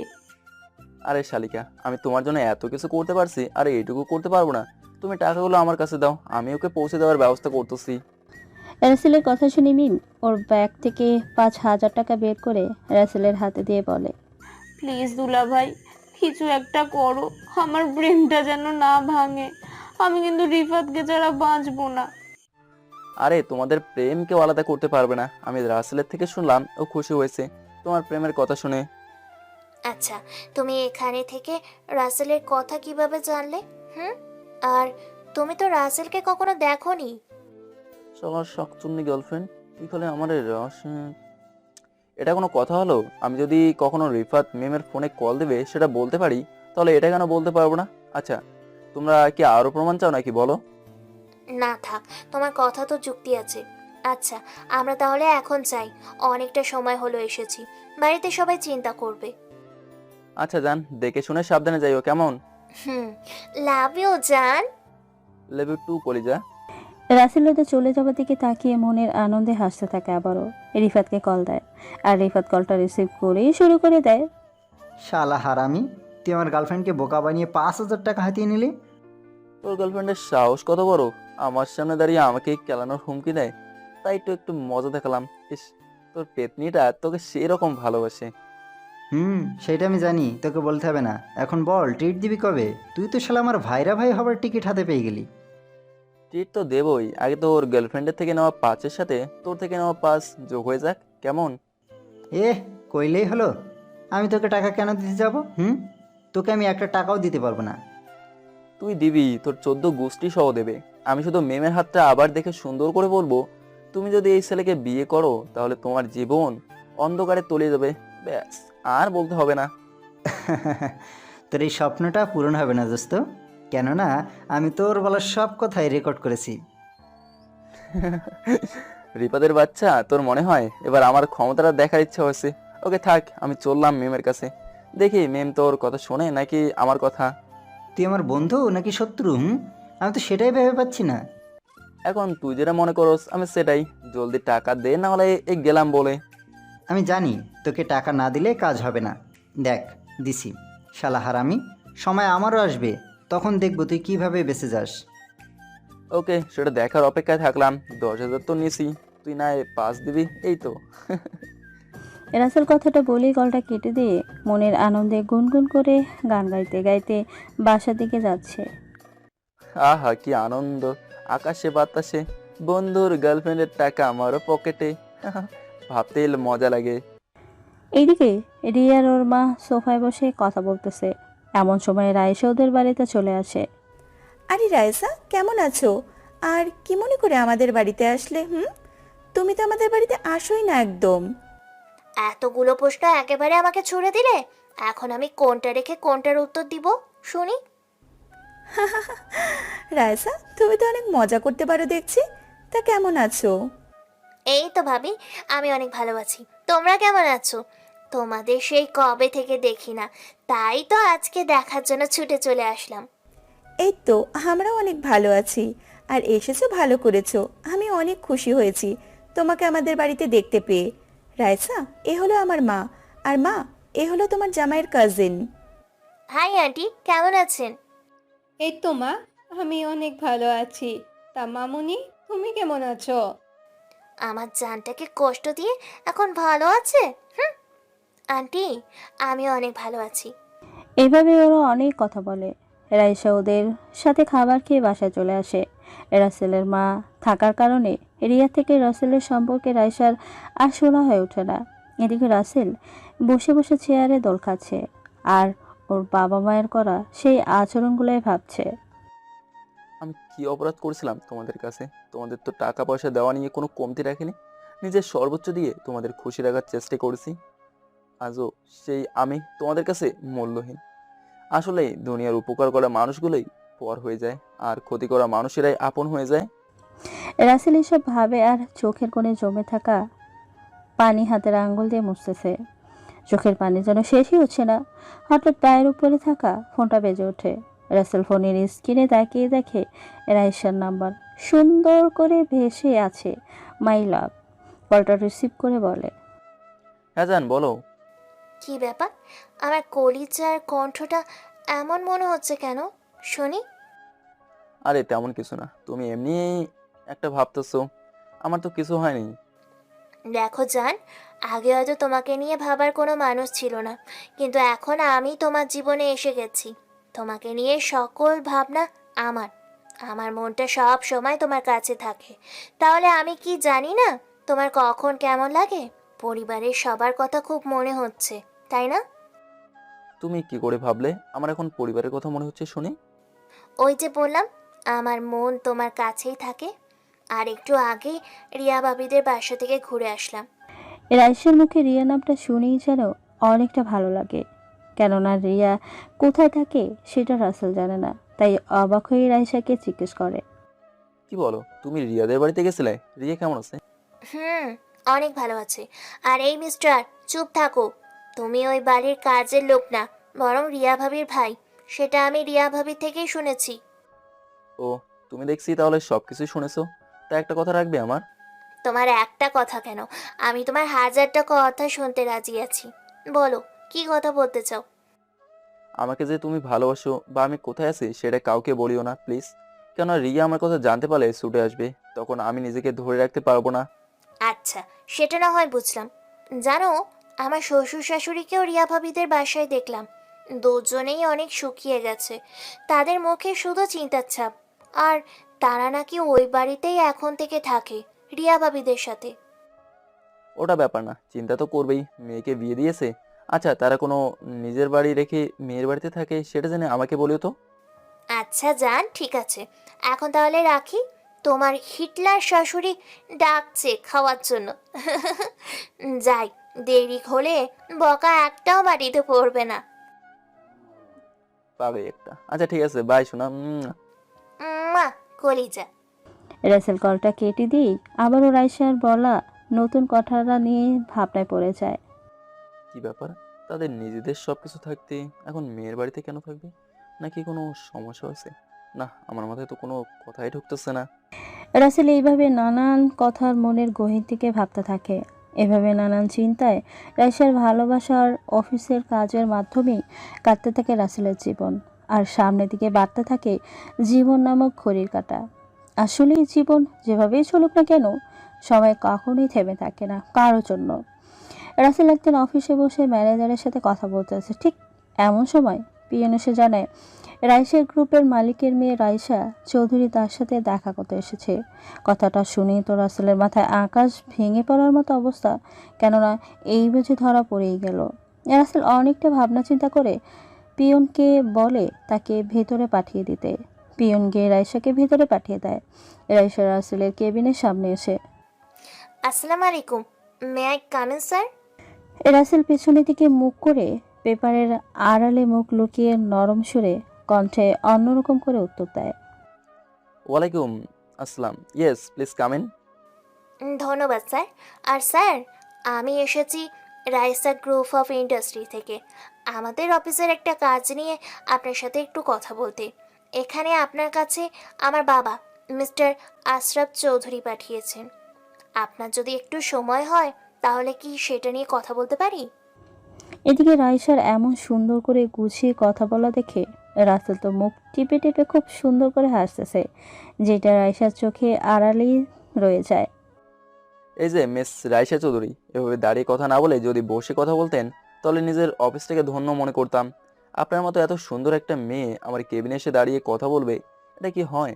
তা কি খাবেন বলেন, ঠান্ডা না কফি নাকি ফুচকা? রাসেল ফুচকা কথা বলেই তো জিহ্বা কামড় দেয়। আর এদিকে রাইসা মনে মনে ভেবে প্রশ্নচোদক দৃষ্টিতে রাসেলের দিকে তাকিয়ে একটা জিজ্ঞাসাসূচক প্রশ্ন করে, শালা বেটা পর্যা সিইও, পটানোর চেষ্টা, তাই না? তোরে তো যদি ভাগে পাইতাম তাহলে তেলাপোকার স্যুপ খাইয়েই ছাড়তাম। তা আপনাদের অফিসে কেউ আসলে তাকে ফুচকাও খাওয়ানো হয় নাকি? না, এটা শুধু মেয়ে ক্লায়েন্টদের জন্য রুলস। এই রে, আমি কি থেকে কি বলে ফেলেছি। এমনিতে আমার শাকচুন্নি গার্লফ্রেন্ড একটা কথা পাইলেই সেটার A to Z না শুনে সারবে না। আসলে ম্যাডাম সেটা না, খাবারের কথা বলতেই ফুচকা বলে ফেলেছি। যাই হোক, কি খাবেন? খচ্চর বেটা, আমি বুঝি তোর মতি গতি বুঝি না, শালা লুচ্চা বেটা। না স্যার, আমি কিছুই খাবো না। কিন্তু স্যার, আপনি অন্যদিকে মুখ লুকিয়ে আছেন কেন? আসলে আমার গার্লফ্রেন্ড কড়া গলায় বলে দিছে কোনো মেয়ের দিকে তাকালে আমার চোখ তুলে তার ভ্যানিটি ব্যাগে রেখে দেবে। তাই এমনি আছি, যদি চোখ তুলে নেয় তাহলে আমি কি করে দেখবো আমার চাঁদপরিটাকে। আহ, কি প্রেম মাইরি! ও স্যার, বুঝেছি, সে আপনাকে অনেক ভালোবাসে। আচ্ছা, এখন আমরা কি আপনার কোম্পানির ওই প্রজেক্টটা পাবো? না দিলে কি আর মানবেন? আপনি তো জোর করে নেবেন নিজের বলে। মানে কি বলছেন? আমি তো কিছুই বুঝতেছি না। এই রে, কি থেকে যে কি বলে ফেলি তাও। না ম্যাডাম, কিছুই না, আমার কোম্পানির প্রজেক্টটা আপনাদের কোম্পানি পাবে ইনশাআল্লাহ। ধন্যবাদ স্যার। এখন তাহলে আমি আসি, কেমন? ঠিক আছে ম্যাডাম, সময় পেলে আবার আসবেন কেমন? শালা লুইচ্চা বেটা, শখ কত! শালা লুইচ্চা বেটা, শখ কত! সময় পেলে আবার আসবেন। আচ্ছা স্যার, ঠিক আছে। এখন তাহলে আসি। আসসালামু আলাইকুম। ওয়ালাইকুম সালাম, টাটা। রাইসা রাসেলের রুম থেকে সোজা চলে আসে, আর এদিকে রাসেল রাইসা যাবার দিকে তাকিয়ে মুখের সামনে থেকে পেপারটা সরিয়ে সামনের দিকে ঘুরে বলছে, আল্লাহ, বড়জোর বাচ্চা বেঁচে গেছি। আর একটু হলেই তো মহারানীর কাছে ধরা পড়েই গেছিলাম। ইস, কোম্পানির সিইওর সাথে কত সুন্দর করে কথা বললো, আর আমার সাথে শুধু রাগ দেখাবে, শুধু রাগ দেখাবে, পাগলি একটা। এদিকে রাইসা বাড়িতে এসে ওর বাবাকে খবরটা জানিয়ে দেয় যে ওরা কাজটা পেয়েছে, আর রুমে এসে আনমনে রাসেলের সিইও সাহেবের কথা চিন্তা করতে থাকে। ঠিক তখনই মিমের রুমে এসে দেখে রাইসা কি নিয়ে গভীর চিন্তায় আছে, তাই রাইসাকে জিজ্ঞেস করে, কিরে রাইসা, এভাবে কি এমন ভাবছিস? ও, আর বলিস না, আজকে একটা আজব কাণ্ড ঘটেছে। আমি আর কে কোম্পানির সিইওর সাথে দেখা করতে গিয়েছিলাম তখন। কি আজব ঘটনা, আমাকে একটু বল, শুনে দেখি হাসি পায় নাকি কান্না পায়। জানিস, ওই সিইও আমাকে পটানোর জন্য মধুর সুরে কথা বলতেছিল, কিন্তু তার থেকেও আজব ঘটনা, আমার দিকে ফিরেও তাকায়নি। কি বলিস? পৃথিবীতে এমন মানুষও আছে যে তোর মতো এত সুন্দরীর দিকে একবার হলেও না তাকিয়ে বরং নিজেকেই আড়াল করে রেখেছে? আরে সেটাই তো, আমি জিজ্ঞেস করাতে বলল আমার গার্লফ্রেন্ড বলেছে কোনো মেয়ের দিকে তাকালে নাকি চোখ তুলে নিবে। রাইসার কথা শুনে মিম তো যেন অট্ট হাসিতে মেতে ওঠে। এভাবে দুই বোন আরো অনেক কথা বলে। এদিকে এই রিয়া, রিয়া, কোথায় গেলে তোমরা? ইরিয়া ওয়াশরুমে থাকার কারণে রাসেলের কথা জবাব দিতে পারে না। দেখে রাসেলের মা এসে বলে, বাবা রাফিন, কি হয়েছে? এভাবে রিয়াকে কেন ডাকছো? কোনো সমস্যা হলে বলো, আমি ঠিক করে দেই। না না আম্মা, কোনো সমস্যা হয়নি, বরং একটা খুশির সংবাদ আছে, সেটা জানানোর জন্যই রিয়াকে ডাকছি। এইদিকে রাফিনের কথা শুনে ফরিদা চৌধুরী কিছু বলতে যাবে ঠিক তখনই রিয়া সিঁড়ি দিয়ে নামতে নামতে বলে, কি হয়েছে? এমন করে ডাকছো কেন? মনে হচ্ছে আমি কোথাও হারিয়ে গেছি। রিয়া, তুমি জানো আমার প্রমোশন হয়েছে। আমি আজকে অনেক খুশি। আসলে তুমি আমার জীবনে আসার আমার ভাগ্য পরিবর্তন হয়েছে। একটার পর একটা খুশির খবর যেন আসতেই চলেছে। আসলে তুমি আমার ঘরের লক্ষ্মী বউ। হয়েছে, আর পাম দিতে হবে না। এমনিতেই আমি অনেক আদরে আছি। আমিও অনেক খুশি তোমাকে এতটা খুশি দেখতে পেয়ে।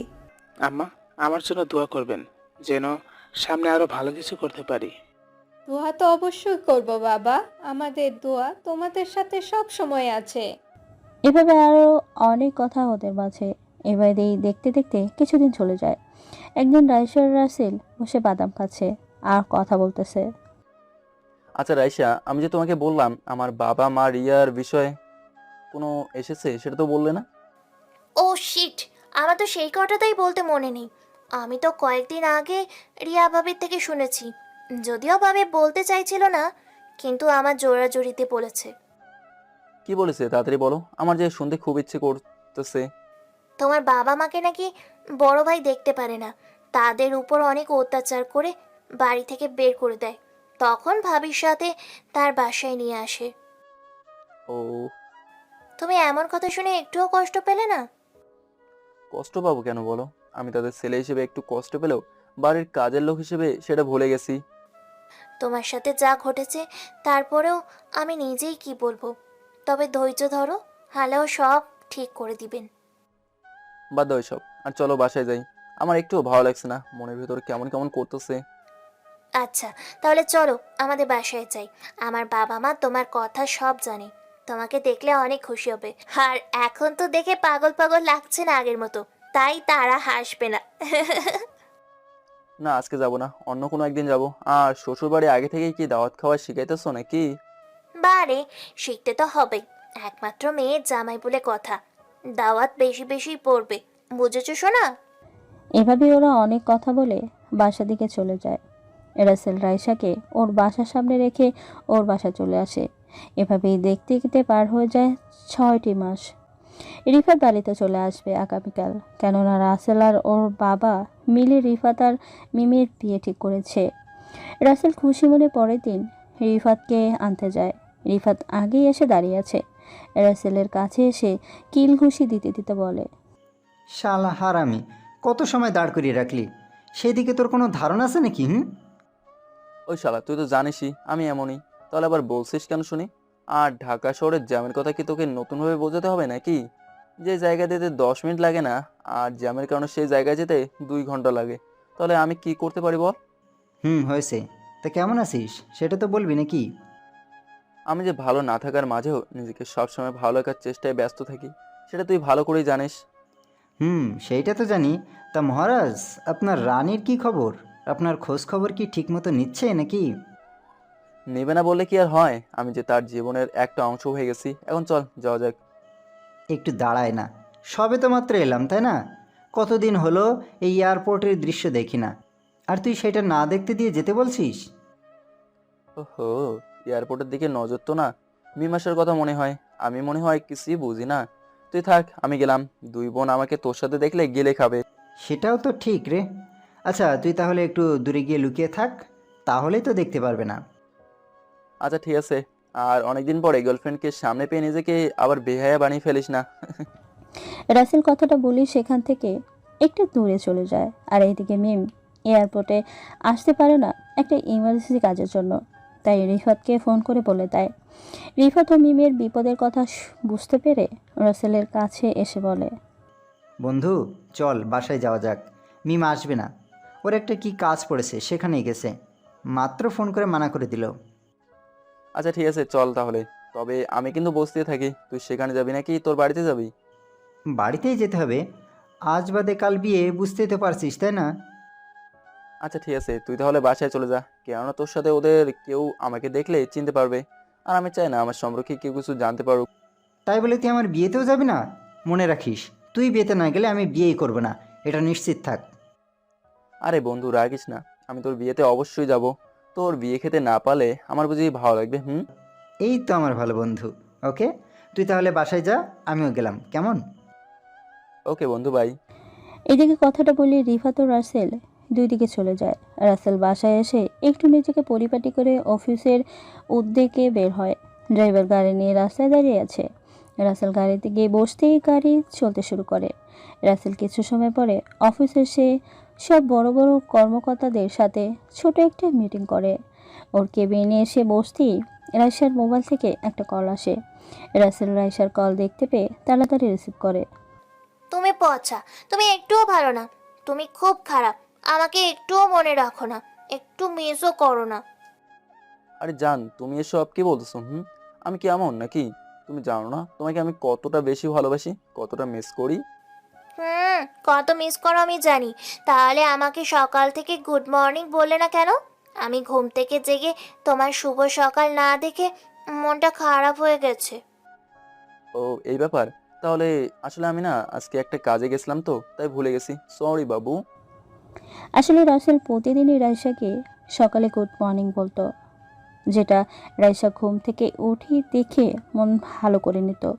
আজকে রাসেল এয়ারপোর্টে যাওয়ার জন্য বলতে ভুলেই গেছিল। আচ্ছা সরি বলতে হবে না।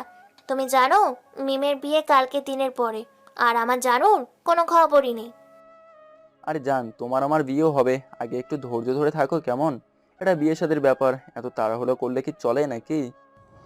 এভাবে রাসেল রাইসাকে আরও অনেকভাবে বোঝালো। রাইসাও বুঝতে পারে। রাসেল আরও অনেক কথা বলে কল কেটে দেয়। বিকেলে বাসায় আসে। এভাবেই দেখতে দেখতে পার হয়ে যায় দিন। চলে আসে রিফাতের বিয়ের সময়। বিয়ের দিন সকালে রাসেল, তোর মতিগতি কিন্তু আমার একটু ভালো লাগছে না।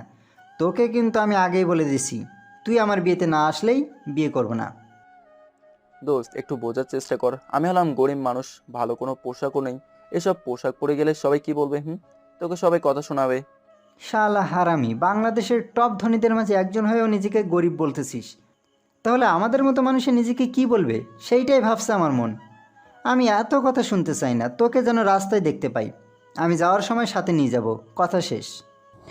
রিফাত রাসেলের আর কোনো কথা না শুনেই কলটা কেটে দেয়। এদিকে রাসেলের চিন্তায় যেন মাথায় কোনো কাজ করতেছে না। কেননা ওইখানে রিয়া, রাইসা, ওর বাবা মা সবাই থাকবে। রাসেল এখন কি করবে? এসব ভাবতে ভাবতে ওর ফোনে রাইসার একটা কল আসে। হ্যালো জানু, হ্যাঁ জান, বলো, এখন কেন ফোন করেছো? তুমি কি আসবা আমাদের বাড়িতে মিমের বিয়ে উপলক্ষে? মিমের বিয়েতে আমি কেন যাবো শুনি? মিম তোমার শালিকা হয় সেজন্য। আর তাছাড়া তুমি বিয়েটা দেখে যদি আমাদের বিয়ের ব্যাপারটা একটু তাড়াতাড়ি বুঝতে পারো তাই। ওরে বাবা, তাই নাকি? আচ্ছা, একটা কথা বলবা?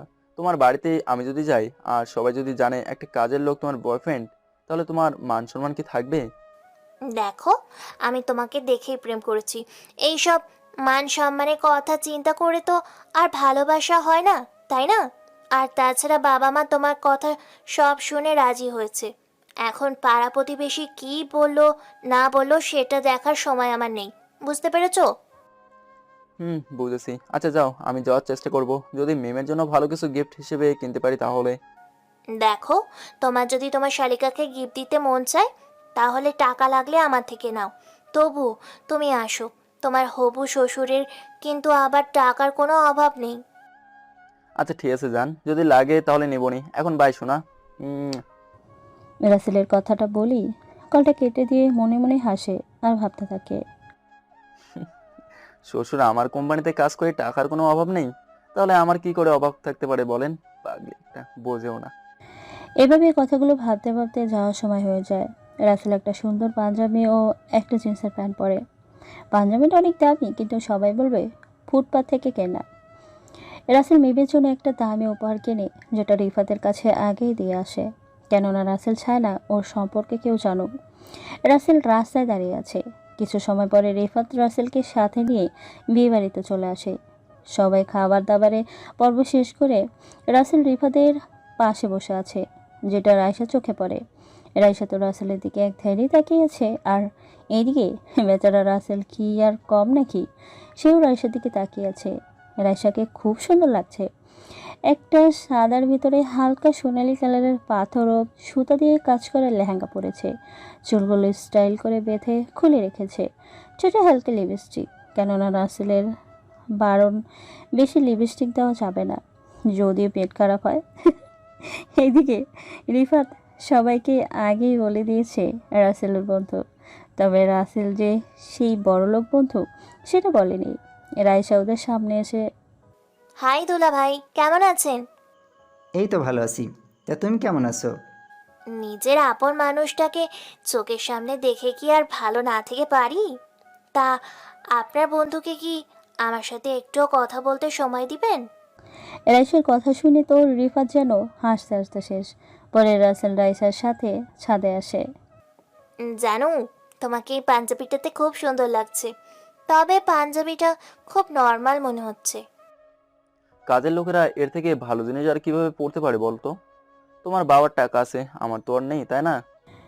রাসেলের কথা শুনে রাইসা বুঝতে পারে যে ওর কথায় রাসেল একটু কষ্ট পেয়েছে, তাই রাসেলকে বলে, আরে জান সোনা, রাগ করে না, আমি এমনিই বললাম।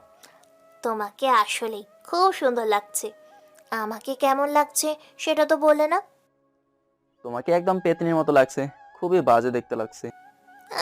হ্যাঁ, আমি তোমার মনের মতো হওয়ার জন্য এত সুন্দর করে সাজলাম, আর তুমি বলতেছো আমাকে পেতনির মতো লাগছে। আরে কান্না করো না, তোমাকে এতটাই সুন্দর লাগছে যে তোমাকে দেখে আকাশের পরীরাও হিংসে করবে। আমি তো তোমাকে রাগানোর জন্যই বললাম। রাসেলের এমন কথা শুনে রাইসার বুকে কিলঘুষি দিতে থাকে। এদিকে রিয়ার বস ছাদে এসে দেখতে পায় রাইসা এক ছেলের সাথে একভাবে কথা বলতেছে। ঘটনাটা দেখেই তো রাফিনের মাথায় রক্ত উঠে যায়। একটা কথা বলে রাখা ভালো, রাফিন রাসেলকে চেনে না যে এইটাই রিয়ার ভাই। রাফিন ওদের কাছে এসে রাসেলের করাত ধরে। রাইসা, তোর সাহস কি করে হয় এইরকম একটা কাজের লোকের সাথে এখানে পোস্ট ইন্ডাস্ট্রি করার?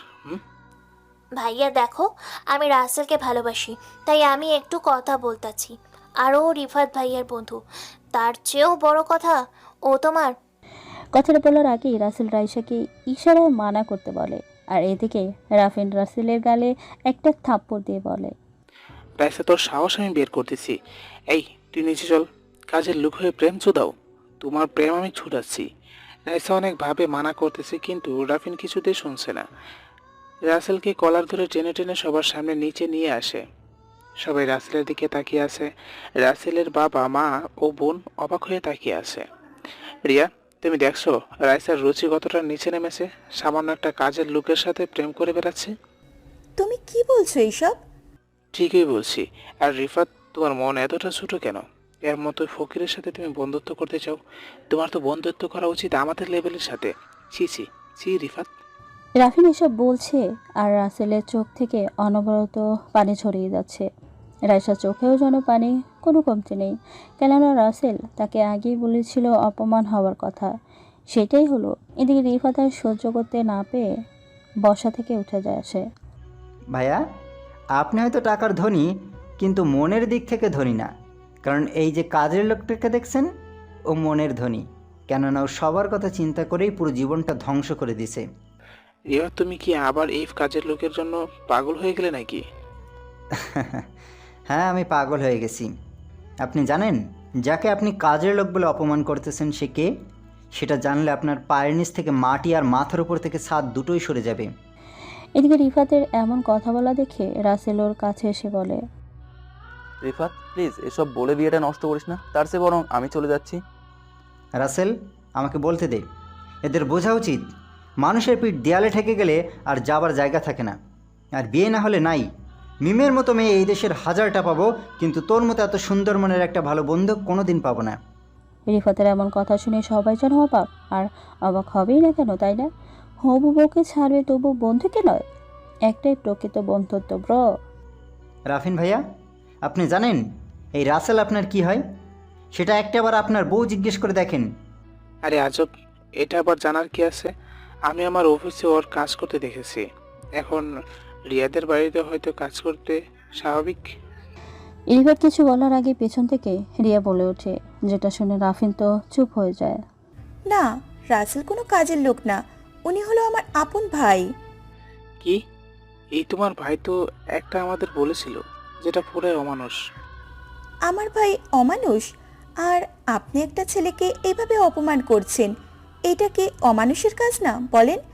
আর বাবা মা ভাইয়া রাসেল ভাইয়াকে দেখতে পারতো না, তাই সবার কাছে তার পরিচয় গোপন করে রাখতো। আর গোপন করবেই না কেন? কারণ রাসেল প্রবাসে দিনের পর দিন, মাসের পর মাস খেয়ে না খেয়ে কাজ করে আপনাদের জন্য খুশি কিনে দিয়েছে। বিনিময়ে সে পেয়েছে চোখ ভর্তি পানি আর বুক ভর্তি কষ্ট। জানো রিয়া ভাবি, তোমার ভাই বিদেশে যাওয়ার 5 বছর পরে আমি বিদেশে আসি। ওর সাথে আমার খুব ভালো বন্ধুত্ব হয়। আমি প্রায় সময় দেখেছি ও না খেয়ে থেকেছে, ভালো কিছু ব্যবহারও করে নাই। আমার একটু অসুস্থ হলেই বসে থেকেছি। আর ও হাসপাতালে পড়ে থাকার অবস্থা নিয়ে ও কাজ করেছে, শুধুমাত্র তোমাদের যেন কোনো কষ্ট না হয়। তোমরা মাংস দিয়ে ভাত খেয়ে ও আমাদের মতো প্রবাসীদের কাছে বলতো, সামনের মাসে একটু টাকা বেশি দিও, এর থেকে ভালো কিছু খাবো।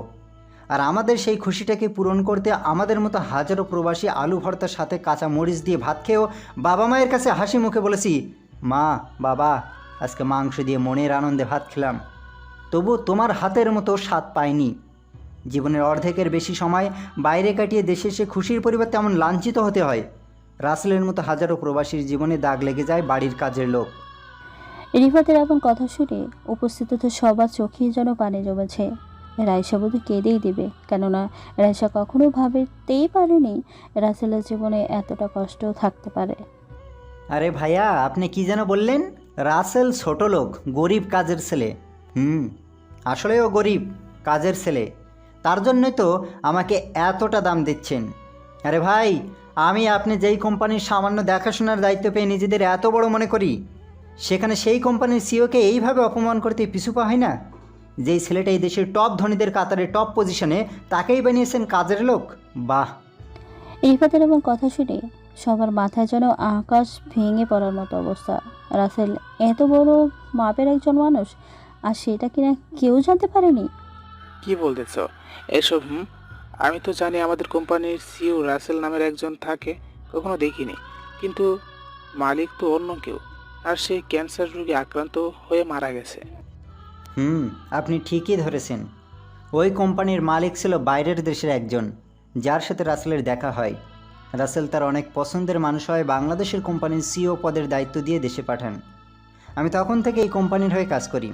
পরে রাসেলের সাথে বন্ধুত্ব, আর সেই পথ ধরে রাসেল আজকে এই পজিশনে উঠেছে।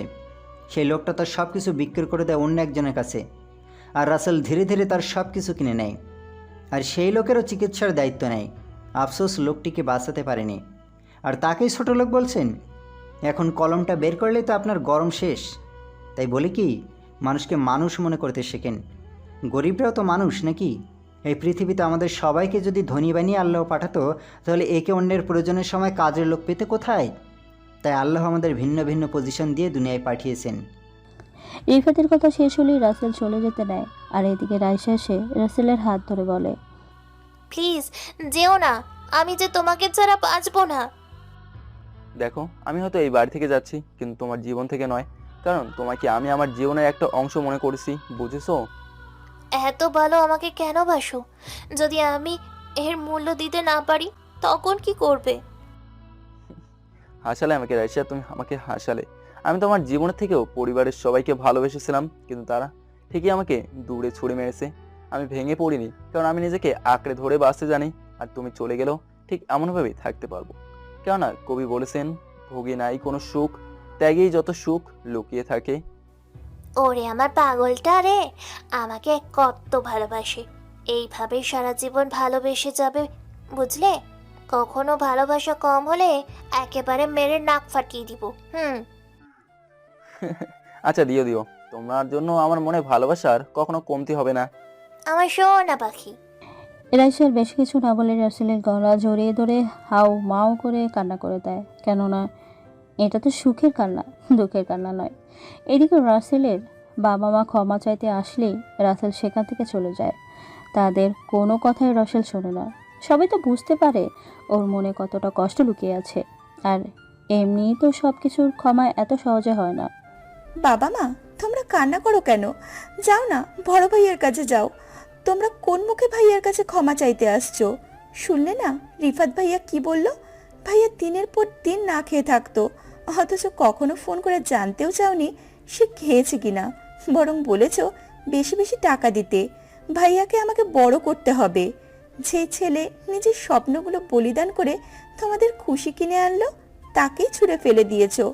তোমরা তো বাবা মার নামে কলঙ্ক। মারে, আমরা যেই ভুল করেছি সেটা 1000 বার বললেও শোধ হবে না। আমরা আমাদের করা ভুল বুঝতে পেরেছি। মা, তুই পারিস আমাদের রাসেলের থেকে ক্ষমা পাইয়ে দিতে। না, আমি কেন করতে যাব? সেই ভাইয়া একটু থাকার জায়গা চেয়েছিল, তোমরা তাকে দাওনি। আমি অনেক রিকোয়েস্ট করেছিলাম, কিন্তু তোমরা আমার কোনো কথাই শোনোনি।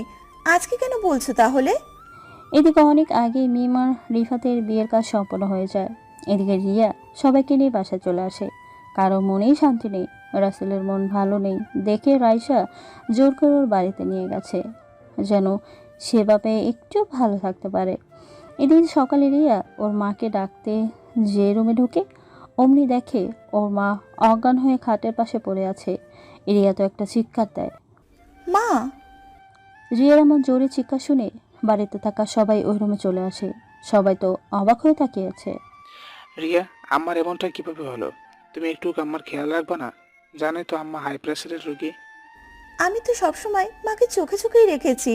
আমি একটু আগে মাকে ডাকতে রুমে এসে দেখি মা ফ্লোরে পড়ে আছে। হয়েছে, এখন কান্নাকাটি না করে আম্মাকে তাড়াতাড়ি চলো হাসপাতালে নিতে হবে। তারপর সবাই মিলে তাড়াতাড়ি রিয়ার আম্মুকে হাসপাতালে নিয়ে যায়। এদিকে রিয়া ওর ফোন দিয়ে রাইসাকে সবটা জানিয়ে দেয়, কেননা রাসেলের নাম্বার ওর কাছে নেই। রাসেলের মাকে হাসপাতালে নিয়ে গেলে ডাক্তার তাড়াতাড়ি রুমে নিয়ে যায়। এদিকে ওই ওঠো, একটা দুঃখের খবর আছে। রাসেল যেহেতু চাংলায় ছিল তাই তাড়াতাড়ি উঠে বলে, কি হয়েছে, এইভাবে ডাকতেছো কেন শুনি? কথা বলিও না, তাড়াতাড়ি আমাদের হসপিটালে যেতে হবে, চলো। কি হয়েছে বলবে তো নাকি? আরে বাবা, তুমি হসপিটালে গেলেই তো দেখতে পাবে, তাই না? তাহলে বারবার জিজ্ঞেস কেন করছো শুনি? রাসেল আর কিছু না বলে তাড়াতাড়ি রেডি হয়। আর রায়েশাও একটু পরে রেডি হয়ে বেরোতে নিলেই ওর মাও সাথে আসে। ওর কিছু সময় পরে হাসপাতালে চলে আসে। রাসেল রিয়াকে বাইরে দাঁড়িয়ে থাকতে দেখে কাছে গিয়ে বলে, রিয়া, তুই এখানে? আর কার কি হয়েছে? রিয়া রাসেলকে জড়িয়ে ধরে কান্না করতে থাকে। কিছুই বলতে পারতেছে না। রিয়ার চোখের পানিতে যেন রাসেলের শার্ট ভিজে যাচ্ছে। ওই আয়শা, রিয়াকে বলো না কান্না না করতে।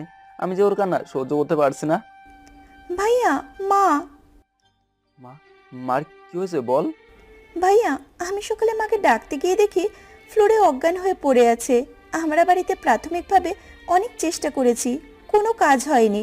ডাক্তার এখনো কিছু বলেনি। রিয়ার কথা শুনে রাসেল যেন একদম ভেঙে পড়ে। রাইসা শক্ত করে রাসেলকে ধরে রাখে। ছেলে মানুষ যে ধরে রাখা কি একটা মেয়ের পক্ষে এতটাই সোজা, তাই না? সবাই রাসেলকে সান্ত্বনা দিতে থাকে। আর রিয়ার কান্না তো থামছেই না। রাসেল বাবা তো এক কোণায় দাঁড়িয়ে শুধু চোখের জল মুছেই যাচ্ছে।